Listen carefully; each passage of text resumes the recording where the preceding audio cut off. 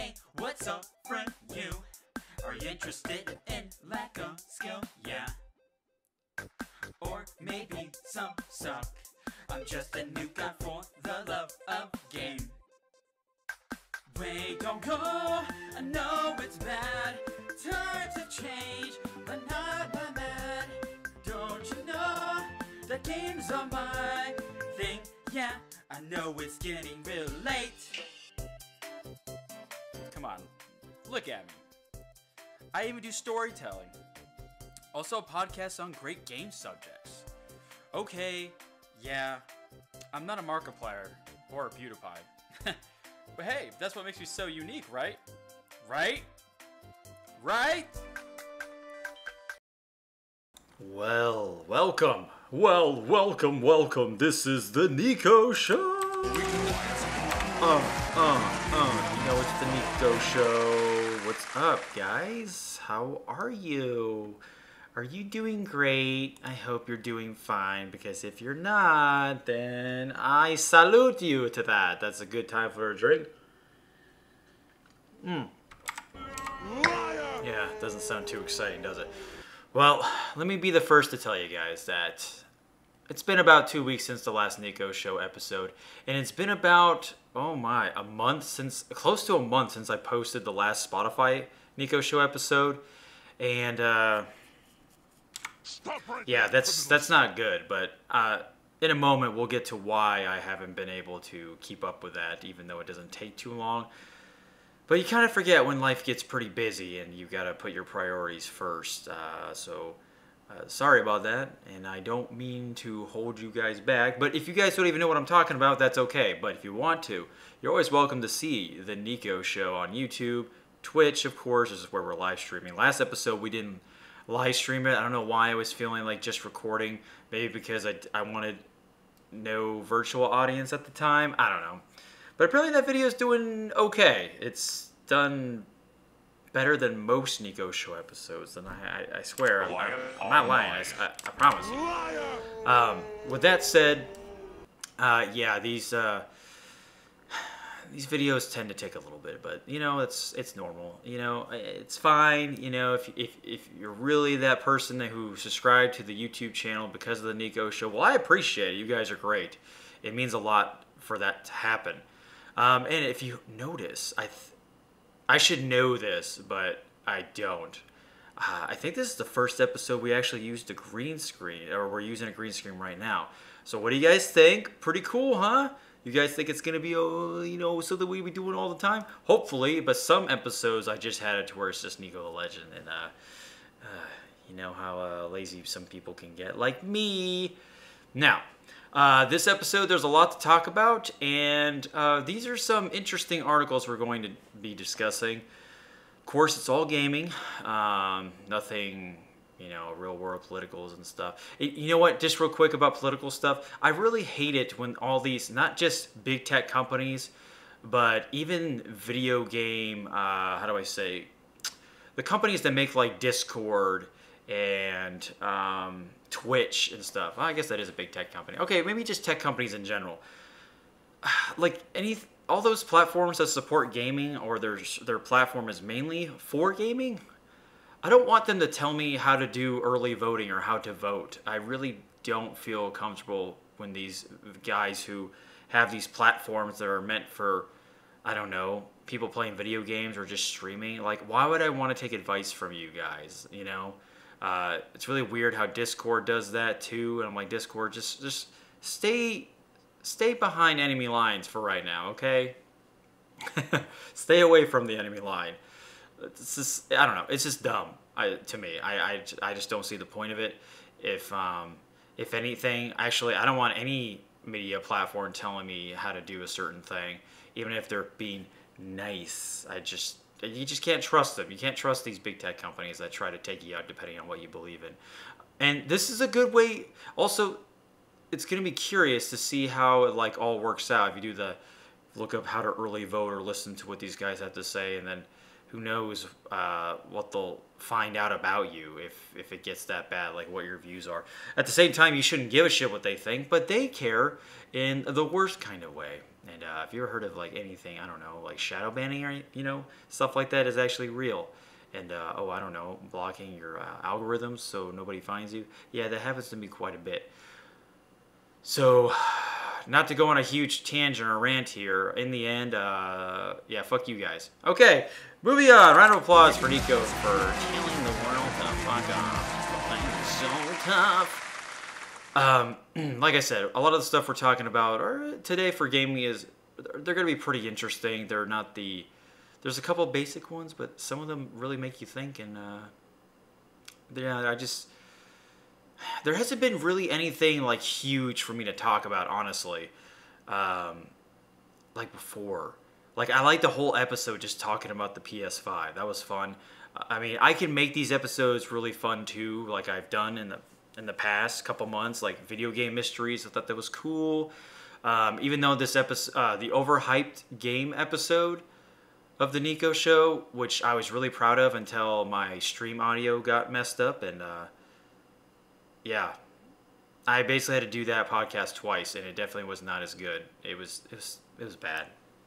I didn't even put that episode on Spotify because it's something you would have to visually see when you're watching it. It's easier to watch it than to just actually listen to that one because of the OBS having technical difficulties. That's never fun, right? This is terrible. It's absolutely terrible. Fuck! Get this guy off! Slippy, I agree. I fucking agree, Slippy. What about the voice actor for Peppy Hair? What did you think? What did you think? What happened to him when he died from a barrel roll? I don't know what I'm saying. All right. Now, like with every episode, I always mention this. We talk about what's going on in Niko's personal life and then Niko's gaming life, just so everybody knows what I'm up to, and kind of cool. You know, I can't wait to talk about the games that we're playing. They're pretty interesting these days. So let's start it right off. Things are happening to me in real life. I got a second job at another gym, and not this time. It's not a personal trainer. It's a front desk position at this one place. It's about a 20-minute drive away. It's part-time. I only work there about a few days a week, and each shift is 4 hours. So it's really laid-back stuff. It's nothing too crazy, too complicated, and that's okay. That's what I wanted. The pay's, kind of low tier. But, every front desk position is it's an entry-level job. But I'm okay with that because as long as I get more exposure in the gym environment, I'm okay with that. Because it'd be cool, like, if I ever want to become a gym owner or a fitness director, it'd be just good to know how to use all these systems and know from each perspective. Perspectives like being a personal trainer is what I am on the first gym job at a different gym. I know that side of things. Being a front desk person at a gym, I'm learning that side. And then last but not least is, I don't know, maybe being a manager or a gym owner. I'll learn that side on how ridiculously annoying it'll become. But it's something, right? And to spread my good name and fortune across the line and helping people achieve a healthier lifestyle is all I want to do. And, I like to help people sign up for that. So at this new job as a front desk person, they sign up to change their lives and they get into the fitness world. And then at the other gym job, I train them on having them change their healthy, less healthy lifestyle to a healthier lifestyle. I guess we can call it that. And I've been at this job for about 2 weeks. Has it been 2 weeks? Yeah, 2 weeks. And I officially start like on my own instead of having someone shadow me, or I shadow them. Sorry. Next Monday. And so today's the 20th of October. So yeah, the following Monday. If people are hearing this on Spotify, it's probably already past that, and I'm already fired. Stop right It's there, terrible, criminal Niko. scum. You shouldn't hope for that. Shut up, Slippy. Slippy, don't do it. Oh, you son of Get a this guy bitch. off He me. always gets to me. Now, that's the biggest thing I can think of that's happening in real life. So let's get to the video game stuff, okay? Okay, you guys ready for this? All right. Playing some big games here, and some really old ones, and maybe that you remember from your good old childhood, or in your past life, or you're just now playing it, and you're like, whoa, this is pretty cool, right? What games am I talking about? Well, I'll save the old game for last because that one's actually really special to me. It's really fun. First and foremost, Horizon Zero Dawn. Been playing that on PC. Got it at the end of September. Did I? Or early October? Anyway, somewhere around that time. I think it was late September. Been playing that on PC. It looks fantastic. It plays great. It's a great game. If you guys have been kind of teeter-tottering on deciding on, if you want to get it or not, and I recommend it because you can, you can definitely find it for cheaper instead of the standard price. I don't think it's worth the standard price because when it launched, it was super buggy and had, has optimization issues. But it's a lot better now, and maybe it's a little bit more justifiable with the price. But still, it's been out before on PlayStation. It's for about 3 years ago, so it's on PC and it looks better, so let's charge full price again. Yeah, if you want to wait for a great discount on it, I recommend that. But if you want a game, an open world experience that's a lot of fun and really challenges your rig, or if you want to test your rig on how good a game could look, or yeah, this game is definitely that game. Horizon Zero Dawn is fantastic. So check that out. Now, this next one is a very special one to my heart. And this is still not the retro game that we're gonna get to in a second here. Baldur's Gate 3, yeah. Oh, I'm gonna give that game a round of applause. Oh, Larian Studios knocks it out of the park again, and this is an early access game, guys. Now, I will say, despite this game being fun as hell and one of the best RPGs so far that I played in my entire life, like this game is great. It is so much fun. And if you're familiar with the Divinity Original Sin series, that's Larian's. Those are Larian's games, the first and second game. If you really like those games and you want another taste of what they have to offer, then by all means, Baldur's Gate 3. The only two setbacks are that it's a $60 game and it's early access.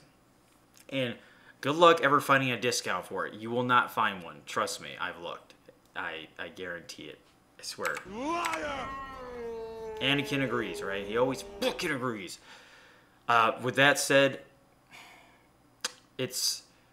you might want to wait until a full release of the game comes out because the price will be justified.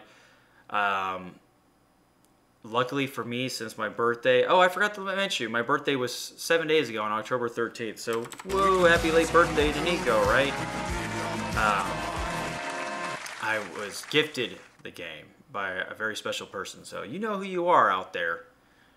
So, I appreciate that. It means a lot. I got lucky, okay? I'm very, very grateful for it. And because I was wanting to be that person to wait. Because, yeah, I'm with you guys on that, with waiting for an early access game. But now that I played it, now that I played about 30 hours on it, still on my first character that I made, my overall impression of it, honest to God, I give it an 8 out of 10 right now. Now, it would definitely get a 10 out of 10, no problem, but because it's early access, I can't give it that masterful of a rating because... Well, the game's only crashed on me twice out of 30 hours, and that's really not bad at all. That's pretty good, actually.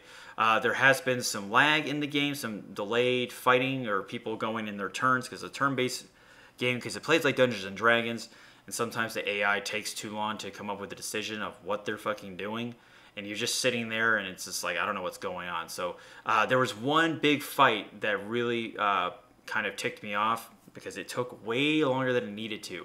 And I had to hard restart the game about twice just to get it working again. So that's pretty annoying, and it's a fight that's well known to be glitched like that. But that still didn't dull my overall experience. I'm still having a blast playing it. It's a challenging Dungeons & Dragons computer game. Baldur's Gate 3 is fantastic. If any of you guys remember Baldur's Gate 1 and 2, made by BioWare back in the day, believe it or not, then you'll definitely like this game. And also, if you like Divinity Original Sin series, you will love this game. It has done exceptionally well for being an early access game, and it's only going to get better from here on out. There's only so many races and classes you can be right now, but it will get bigger. There's enough. There's enough races and classes to pick from. But what I'm trying to say is that There'll be plenty more once 1.0 release comes out. Let's just say right now there's 9 races that you can pick, which is still pretty good. But you know there's a lot more than that, Dungeons and Dragons. There's going to be 16 by the time the game comes out around this time next year, hopefully, if it all goes well. So I give it a shot. If you guys are jonesing, you got money to burn, why not? If you don't want money to burn, but you want something like Baldur's Gate 3, then play their game before, Divinity Original Sin 2. That game's absolutely fantastic. Why I like Baldur's Gate 3 more than Divinity Original Sin 2, because it does a lot better job on showing how badass your character looks. Because in those Divinity games, Original Sin games, you don't get to see what your character looks up close, like in a cutscene or anything. It's just always isometric, top-down type view, right? This game still has that, but only when you're running around or fighting. Anytime you talk to somebody or there's a cutscene, it zooms into your character into like this Mass Effect, Dragon Age, or any type of type experience where it just shows your entire character, what he looks like, what gear he's wearing, and just you pick your decisions from lines of dialogue. It's fantastic, and you get to see what all the NPCs look like, and they all are so well developed. They all have their own personalities and all that jazz. It's crazy how great the character development is of that game. That's one of my favorite things about it. And the dice roll feature in the game, which is very high stress feature because people prefer rolling dice themselves because maybe they know the trick.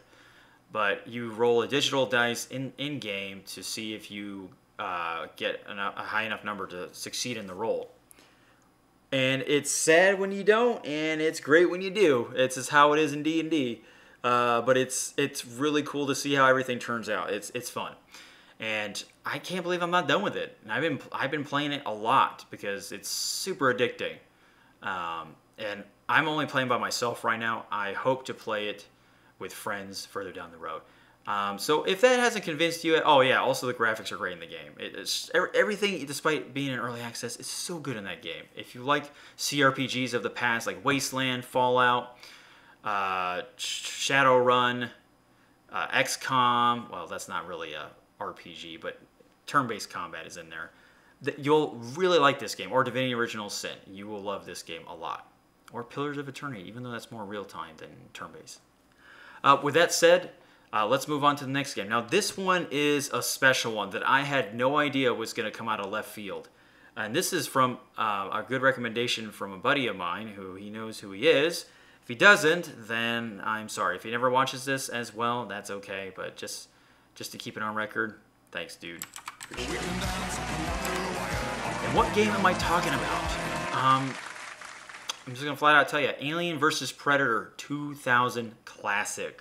I know it's a bit of a name, a bit of an over-the-top name, but this is a game that came straight out of left field. The best sucker punch I've ever gotten. Best ball kick I've ever gotten. And best bang for my buck because it was only $5.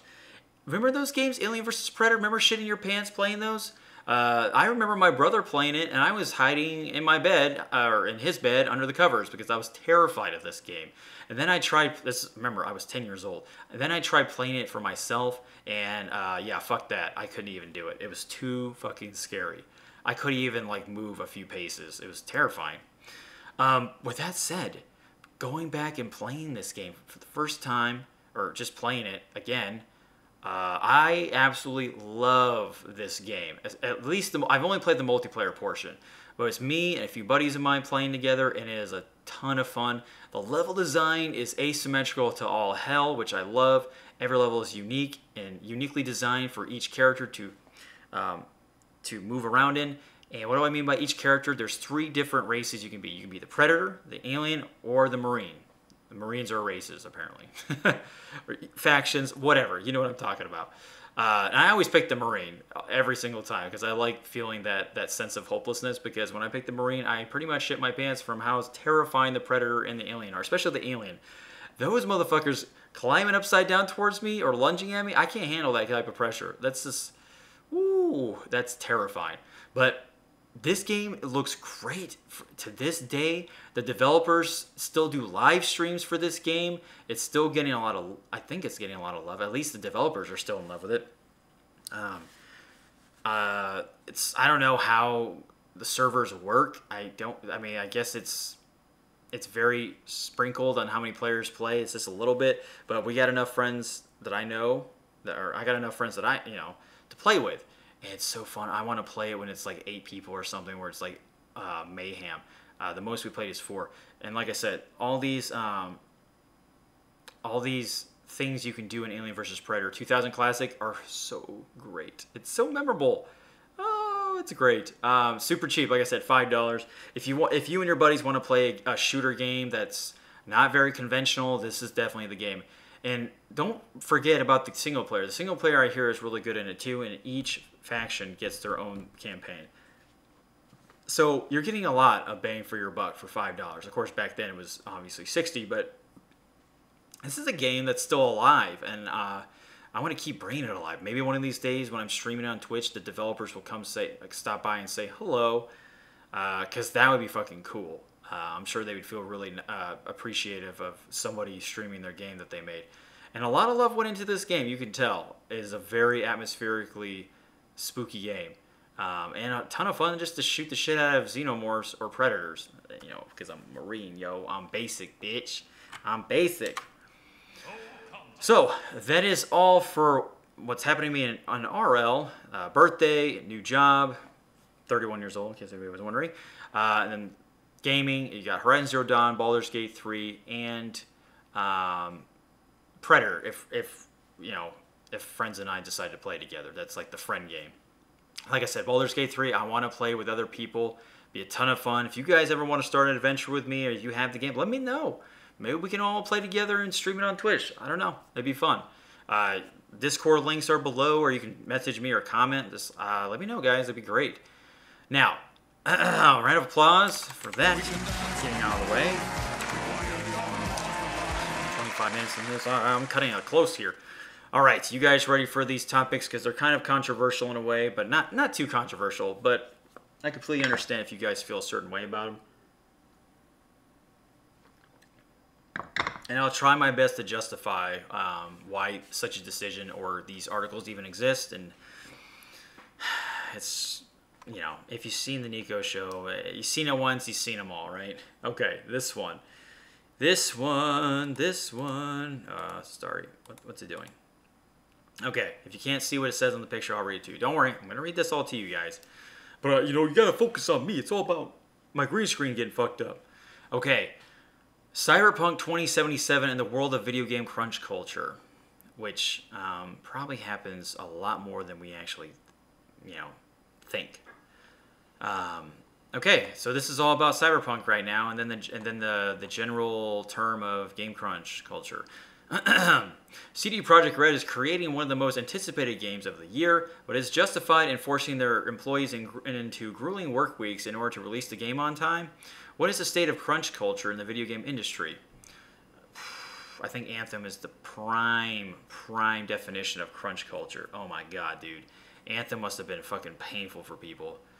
I did an entire video on what went behind behind the scenes of the development of Anthem. It's an hour-long video, but it's so worth watching because it's so much information and it makes you feel really sad and depressed on what BioWare had to do to get through it. And the game turned out to be shit anyway. It's even more depressing. Only a small number of games live up to the hype generated before their release, and those games usually become cultural milestones for video game industry. For the past several years, Cyberpunk 2077 has been growing in popularity with its action-adventure storyline and cyborg-inhabited world.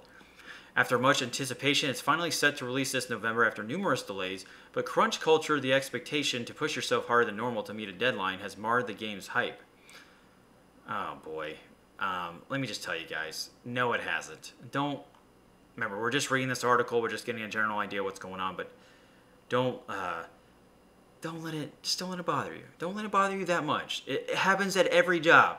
It sucks, but it's called overtime, and it happens. It's part of life when it comes to the real world. I know, but usually in big corporate jobs, you get paid for overtime and crunch time. If you don't, that's a little fucked up. But let's find out a little bit more, shall we? In an effort to release the game by that deadline, developer CD Projekt Red has reportedly adjusted their work schedule to review the game and make last-minute fixes, which happens all the time in game development, of course. This would include a 6-day worksheet leading to the release of the game, and it contradicts CD Projekt Red's promise that its workers would not be subject to excessive overtime hours. Now, if CD Projekt Red legitimately said that they promised to do, well, this is their fault for doing that. They should have never made a promise, because then it just makes it so much worse when you break a promise. You're pretty much a liar, or people are disappointed in you. And yeah, we definitely don't want that. That's a huge PR issue right there. So yeah, there's that. The company is known for making high-quality games that define console generations, like The Witcher 3, which received several free additional content packs on top of its massive open-world story, a little too massive for my taste. Unfortunately, even this came at a cost for the studio's employees, as they were forced to work long hours in order for the game to ship on time. This is the bleak world of crunch. Let's just coin that, right? I like crunch. Candy bars. Yummy. Chocolatey. Stop right there, criminal. Game developers work unethically long hours to complete these projects, and it ends up being a few passionate individuals tasked to deliver multi-million-dollar blockbuster games by a set deadline. But this extends far beyond CD Projekt Red, as crunch has been a common trend in the game industry for years. Naughty Dog's Last of Us 2 and Rockstar's Red Dead Redemption 2 are among other popular titles that employees reportedly had to spend long hours on, with some developers getting sick or leaving altogether because of crunch. They should just take out The Last of Us Part 2 and just put Anthem there, because Anthem is definitely the worst of all when it comes to game crunch. Trust me. The article is there to have you read how devastating that game's development was. It was a dumpster fire for sure, and you know what? I'm not here for it. Stop right there, criminal scum. Fuck! Get Okay. this guy off me! Now, Red Dead Redemption 2, yes, that one also had game crunch, but man, look how that fucking game turned out. Badass fucking game. That game is so much fun. The clearest observation is that games are getting bigger, more expensive, and require several years of development. Copious amounts of money are invested into these games by major publishing companies like Sony. And those publishers may require studios to create a deadline for the game to justify investing thousands of dollars into them. These publishers enable studios to continue unsustainable crunch practices, especially when it's an exclusive game that could potentially help sell gaming consoles. Here's my thing. I don't know how these contracts for games work exactly, but don't these developers have a choice on how or what kind of game they want to make and decide what genre they want to go with, especially if it's an open world game? You know, open world games are always hard to do. They're not easy. And they're always going to be filled with bugs. No matter any open world game it is, it'll always have bugs and glitches and optimization issues. It's the name of the game. You just can't get a perfect game out the door with an open world experience. So games like Red Dead Redemption 2 and Cyberpunk's an open world game, Witcher 3, Breath of the Wild, Skyrim, oh god, Skyrim especially. Those games are known to have bugs. Skyrim, we're talking about Skyrim right now, or just any Bethesda game. Let's just be honest, right? It happens. It's not a rare thing, and it sucks. I get it, but these developers decide what kind of game they want to make. So this entire process of making these very, very large games that require a lot of time and effort, you do it to yourself, okay? If you picked a company to work for that is known for making open world games, then you're kind of setting it, and you're like, oh fuck, I didn't sign up for this. Well, yeah, you did, because you should have known. If you join like Rockstar, yeah, you're gonna be subjected to making fucking open world games, and it's gonna cost you an arm and a leg. That's just the name of the game. That's just the price you pay. Now, if you want to make games that don't take as long, maybe you should work for companies that make platforming games or puzzle games or something, or indie games that only have like 2 people developing for them. But you get what I'm trying to say here. Another factor is poor management and foresight. Unforeseen events like the pandemic can cause the timeline and developing process to change completely, I mean. Yet studios still try to stick to their initial plan and find themselves rushing to finish a game, even putting out a game that isn't complete. See Anthem. See, I was waiting for us to get a perfect example, and Anthem is the prime example. That game's been in development for 8 years. Oh my god. Crunch exists sometimes in the form of social pressure. When a manager urges employees to work overtime in order to complete a task, this places external pressure on employees to crunch on a game. Even when it's not required, refusing to take overtime in this situation could come at the cost of being passed up on a future promotion or potentially being the first to go when job cuts occur. Well, that's the sad truth.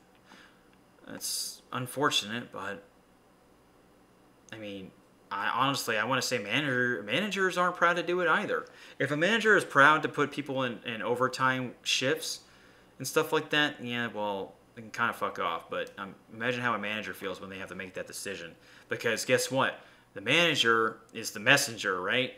And they answer to someone way higher than them. And the people that pay the company, those are the ones that tell them what to do. Yeah, it's around the world, and it's terrible. A sad truth is that crunch usually doesn't affect sales. Cyberpunk 2077 is set to be a bestseller, and many consumers might not know about the crunch that goes into the game they purchase, or even worse, they don't care. There's a growing concern that people are normalizing crunch, especially when the mandatory overtime is paid. For many, working in the video game industry is considered a dream job, which leads outsiders to believe that long hours can't be so bad if it's something that you love to do. These beliefs are false and dangerous. At the start of a new console generation, it's important to realize that the public has the power to hold studio leads accountable. Change comes by shining a light on crunch, either through the media or brave messages from developers themselves. Yeah, I mean, I don't want a dictatorship in any type of company or from anybody, you know? Yeah, if it's double the time and work and stress and all that, yeah, it's not right. It's very inhumane. It's they're not fucking factory workers or sweatshop workers out in fucking China somewhere getting paid absolute garbage, or if not anything. As crunch makes its way into our cultural consciousness, people can and should learn about the issue. The collective messages for change can serve as a wake-up call for the industry to treat their employees ethically at all times during the development process or face legal consequences. Even now, there are grassroots movements like Game Workers Unite that are searching for solutions to address crunch and ensure fair and ethical treatment of game developers. Yeah, it's called the companies that fund the company to make the game to back off and be patient, okay? They get a bit overzealous and greedy because they're like, ooh, if I put they're investors. These publishers, they're all investors. So they go for the biggest, they go for the pot, the gold mine. They want to strike gold every time. And they want this shit done so they can hurry up and make their money and move on to something else. That's how it goes. CD Projekt Red is well respected within the gaming community, but quality games don't justify unethical treatment of employees. Poor standards of living is a deep-rooted problem in our country. And the sad truth is that overworking has long been a fact of life. The question studios and we, the public, need to ask is simple. Do we value the release of a project more than the lives of those tasked to make it? All right. Settle down, bro. Calm down. It's not a life or death thing here. Jesus. It's a job, okay? It's a corporate job. They're all like that. It doesn't mean it... I'm not, making an excuse for them. Because it does suck if it really is a high-stress work environment. I get it. And like I said before, I still stand by this. If you're signing up for a game company that's known to make open-world games, yeah, expect to work a lot, if not more. And open-world games are the most prone to crunch times. Oh my god, Anthem, all the Elder Scrolls games, Mass Effect Andromeda, Cyberpunk, Red Dead Redemption 2, Last of Us Part 2. Yeah, it's terrible. Breath of the Wild, just because it's been delayed about a few times, so that's why I'm saying that one. Not all companies are like this, though. Of course, the ones that are most popular are the ones most prone to having the kind of news that we're seeing now with these games, or just companies themselves. Especially because Cyberpunk 2077 is... if not, I don't even know. This game is so overhyped, I can't even stand it. But I hope it does do well, because even if it's unethical, hard work still pays off in the end. So I'm hoping the employees do get that hard work that to pay off, and then the fucking publishers can like back off a little bit. But this is how it goes, and it's just companies all around will do that. It's not just in America. It's not just in Japan. It's not just in Europe. You know, it's everywhere, and it's a sad truth. It's a cold truth of sometimes it's what it takes. Imagine, gosh. A lot of jobs have a lot of stress to go into. Obviously, these big paying jobs, that's more stress involved. So if you're a video game employee that's working for a company that is pushing you over your limits, well, you have two options. Either nut up or shut up, or stand up for yourself and walk out, or tell your boss, like, I can't do this right now. We need to change this. You got options. Both of them might not end well, though, which is unfortunate. But if you work for a company that does care about their employees, then good. And then if they're working overtime, you get paid. It's even better. But money doesn't buy happiness when it's coming to this type of crap, right? Am I right? Am I right? Am I right? Stop right there, criminal scum. But if you don't know about the game crunch culture, it's probably better that way, because I don't know. I feel like it's I'm glad that it gets out so people know what's to expect of these games being made. I get that. But at the same time, it's like, shit, dude. Like, these poor guys. It's almost brutal. I don't know. Almost a white lie, right? Okay. Now, this makes me sad, because this is a game that I've been waiting for the past 2 years, or ever since it was announced. And I don't... This game was supposed to come out early this year. I would have definitely bought this game over Doom Eternal or Animal Crossing any day of the week. As much as I love Doom, and Animal Crossing is, I'm in the middle. It's a very casual game that gets very tedious really quick. We're talking about Vampire the Masquerade Bloodlines 2. And this game has been going through some crazy bullshit lately, because they're firing senior staff, lead developers. I think they already fired the two directors of this game have been let go or fired, and now they lost a senior developer. So who is running this fucking company? Jesus Christ. Like, this is crazy. Okay. Vampire the Masquerade Bloodlines 2 has lost another senior developer after its narrative lead Brian Matsuda and creative director K.I. Clooney left the project earlier this year. Imagine if these two guys, or one of them, was a guy who worked on the original game, Bloodlines, back in the early 2000s. Imagine having the opportunity to create a sequel to a game that you struggled so hard to get out. By the way, Bloodlines did not release perfect, if not complete. This is one of those games that had to deal with deadline issues, just like Knights of the Republic 2 and Fallout New Vegas. Yeah, it sucks. But Knights of the Republic 2 was still a pretty fun game, and New Vegas was really good too. But Bloodlines, that game suffered a lot. It's unfortunate. So imagine just being let go of your baby that just looks to be the game you envisioned from back in the day, all because of he says, she says bullshit. All right. In a statement issued to PC Gamer, Paradox Interactive noted that Bloodlines 2 senior narrative creator Kara Ellison has left developer Hardsuit Labs. We can confirm that Kara Ellison has decided to leave Hardsuit Labs and is no longer working on Vampire the Masquerade Bloodlines 2. Kara brought fresh ideas to the project, and many of her contributions will be present in the game launching next year. We thank her for her work on Bloodlines 2 and wish her the best in all of her future endeavors.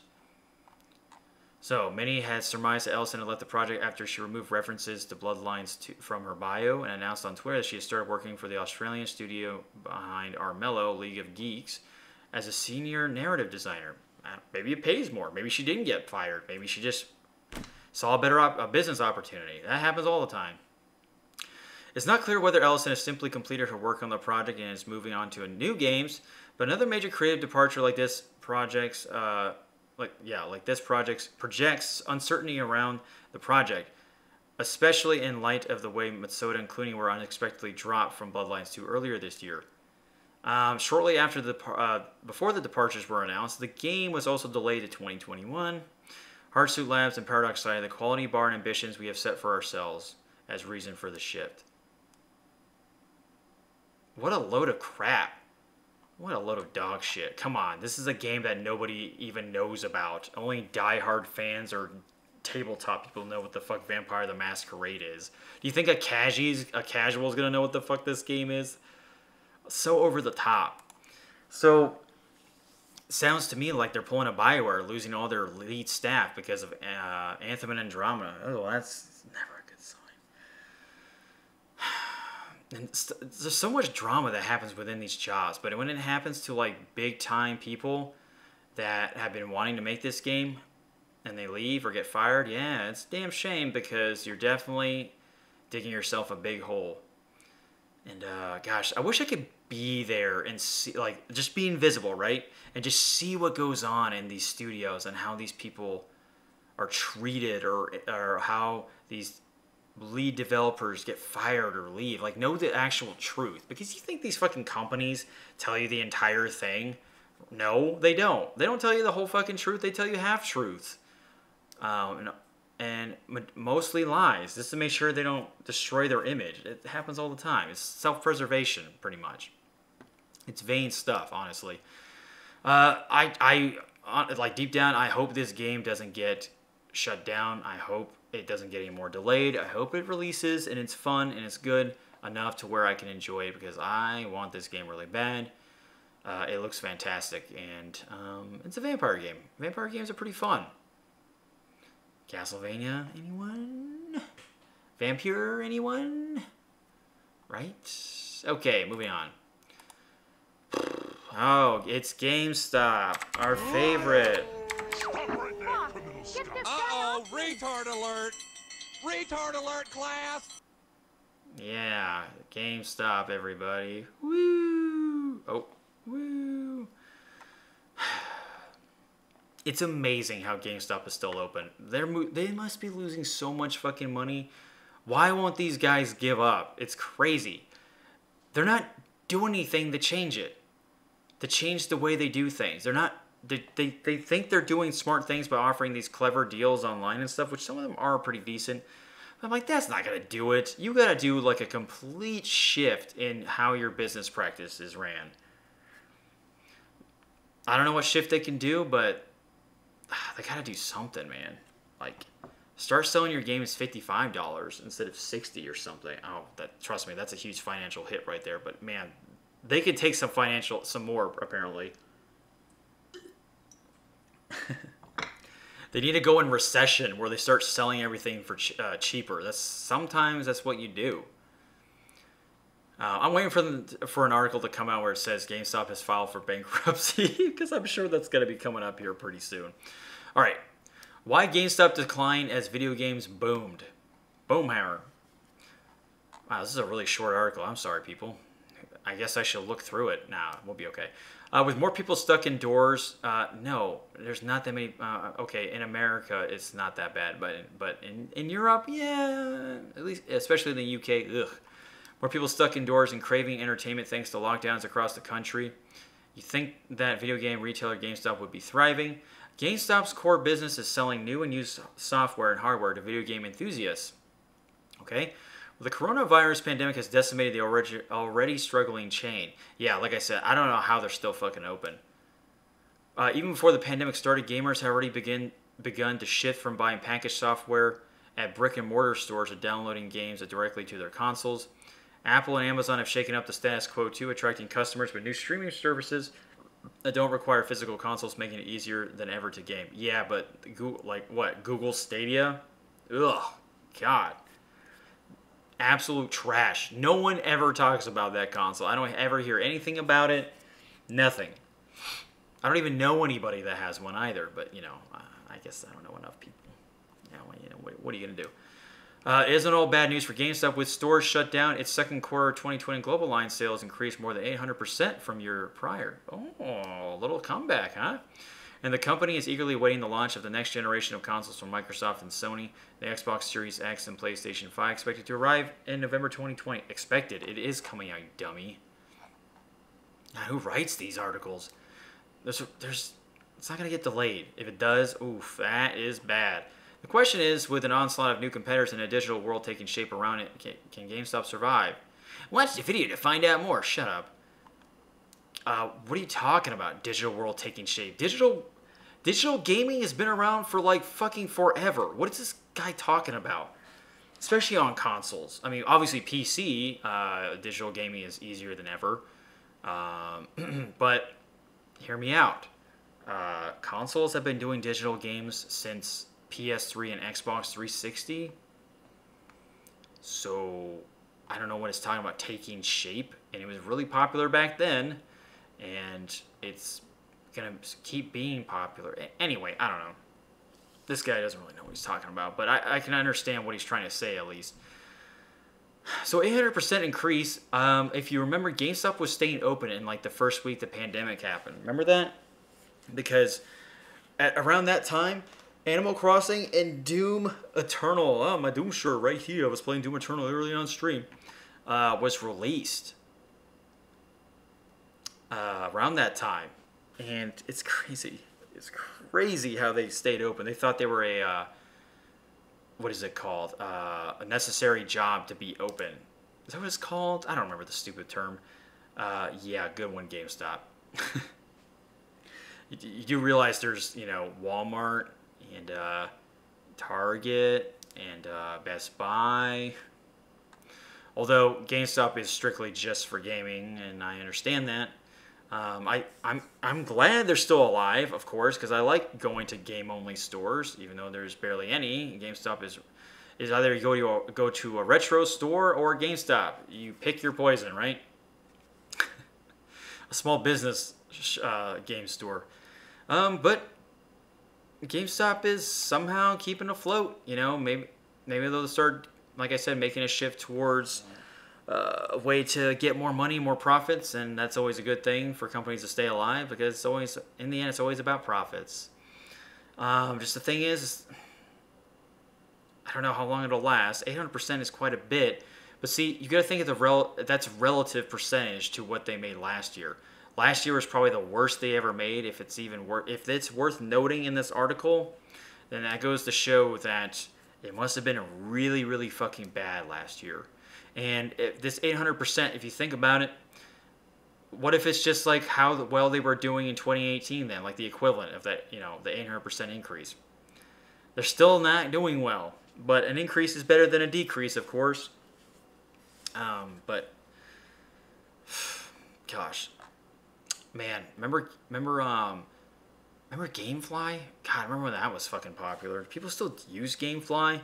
What about, man, games for Redbox? They charge you an arm and a leg to keep it per day. It's like, what, $2 a day to keep it?